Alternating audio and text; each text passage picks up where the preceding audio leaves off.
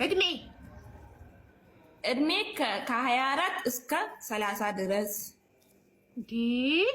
24 ዓመት ወጠጤ ምን ልታረጊው ነው ማሪ? ወንድ ልጅ በ24 ዓመቱ ወጠጤ ነው አያስብም። ትንሽ እድሜያቸውን ትንሽ ከፍ አድርጉት። ወንድ ልጅ የሚበስለው እንደ ሴት ቶሎ አይበስልም። ወንድ ልጅ በጣም ማገዶ ይፈጃል።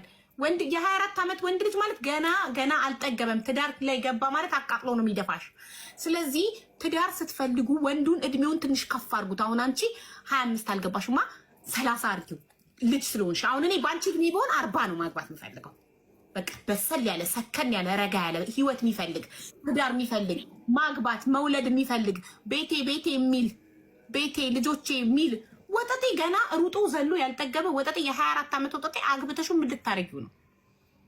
ልታሳድጊ? እሺ ይመስላል እንደዛ ከሆነ እሺ ከ25 እሺ እስከ 35 30 አድርጌ እሺ እኔ ምን አገባኝ? እሺ ከ25 እስከ 35